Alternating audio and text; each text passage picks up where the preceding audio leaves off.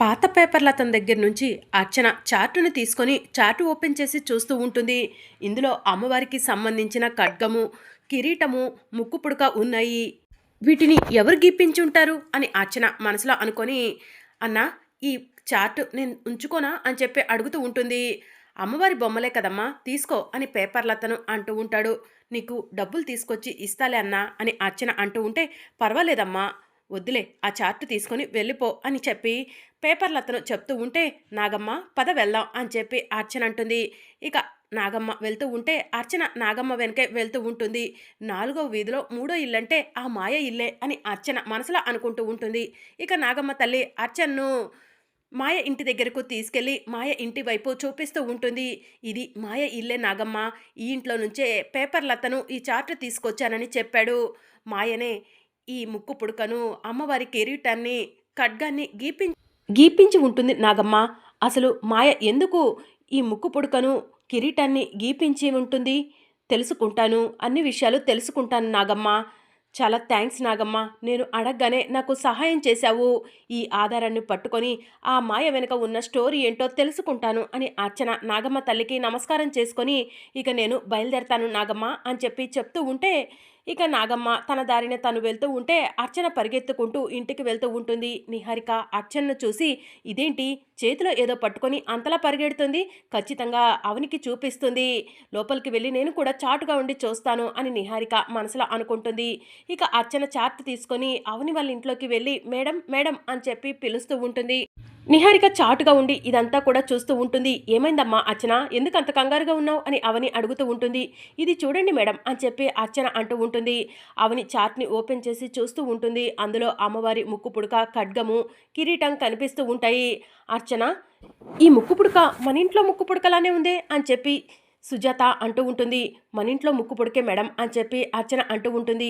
వీటిని ఎవరు గీపించారు అర్చన, ఇది నీ దగ్గరికి ఎలా వచ్చింది అని చెప్పి అవని అడుగుతూ ఉంటుంది. ఇది మాయ ఇంట్లో ఉంది మేడం అని చెప్పి అర్చన అంటూ ఉంటుంది.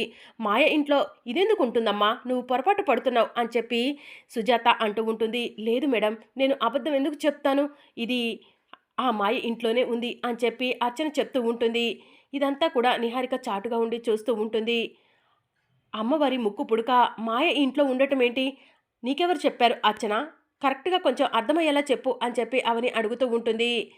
మాయ శ్రీకర్ సార్ల పెళ్ళని పెద్దమ్మగారు నిశ్చితార్థ ఏర్పాట్లు చేస్తున్నారు కదా, నిశ్చితార్థాన్ని ఆపటానికి ఇప్పటి వరకు ఎలాంటి అవకాశం దొరకలేదని నాగమ్మ తల్లి పుట్ట దగ్గరకు వెళ్ళి నాగమ్మ తల్లికి నమస్కారం చేసుకున్నాను మేడం.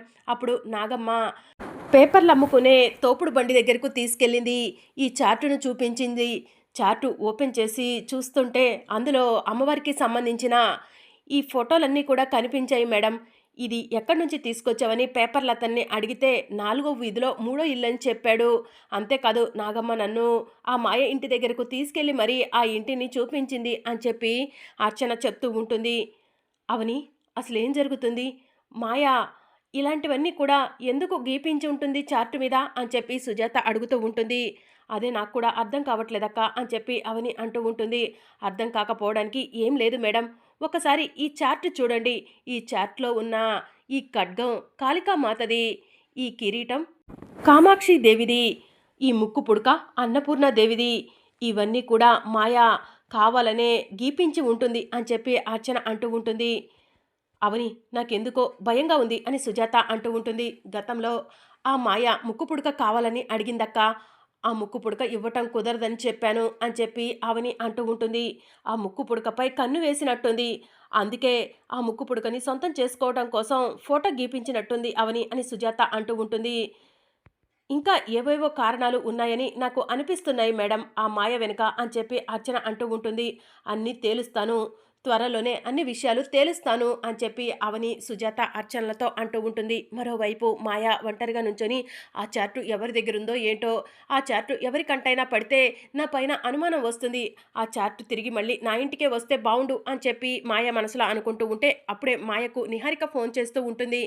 ఇక మాయ ఫోన్ లిఫ్ట్ చేసి, ఏంటి నిహారిక ఈ సమయంలో ఫోన్ చేశావు అని చెప్పి అడుగుతూ ఉంటుంది. నీకు సంబంధించిన ఏ వస్తువైనా పోయిందా అని నిహారిక అడుగుతూ ఉంటే మాయ కంగారు పడుతూ ఉంటుంది.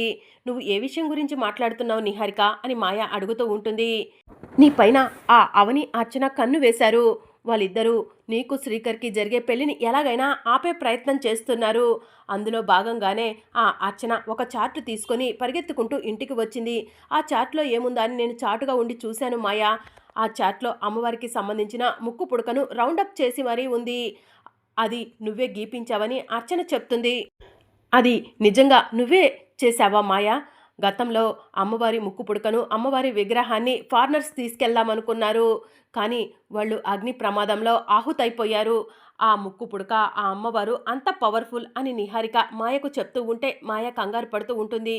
చెప్పు మాయా, ఆ ముక్కు పుడక ఫోటోని ఎందుకు గీపించావు అని చెప్పి నిహారిక అడుగుతూ ఉంటుంది. వాళ్ళిద్దరూ భ్రమ పడుతున్నట్టున్నారు. పెళ్లి ఆపటం కోసం ఏవేవో ప్రయత్నాలు చేస్తున్నట్టున్నారు.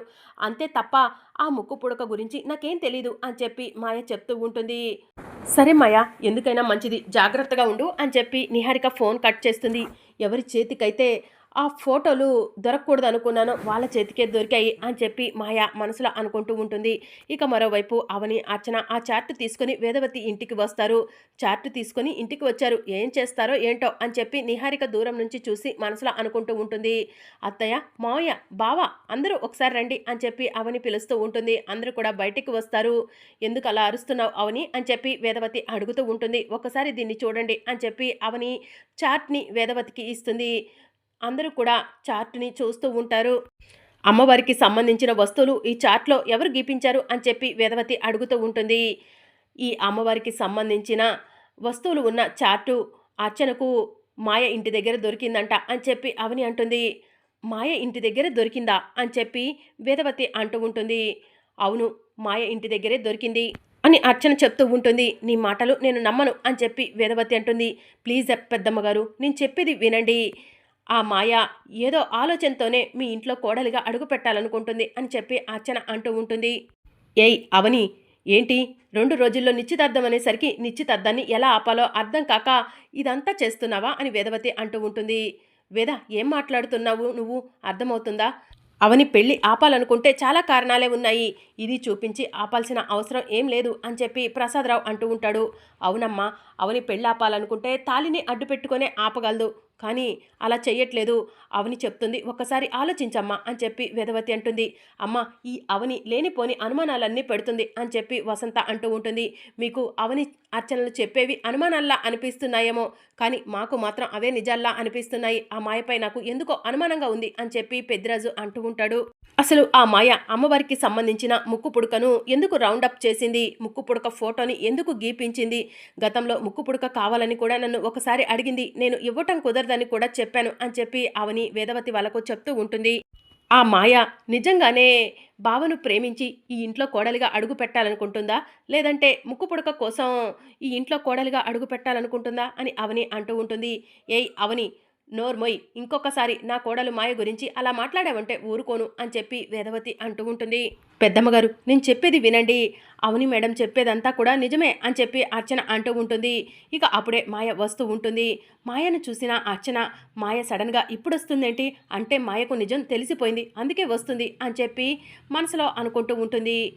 రామాయ, నీ గురించే డిస్కషన్ జరుగుతుంది అని చెప్పి నిహారిక అంటూ ఉంటుంది.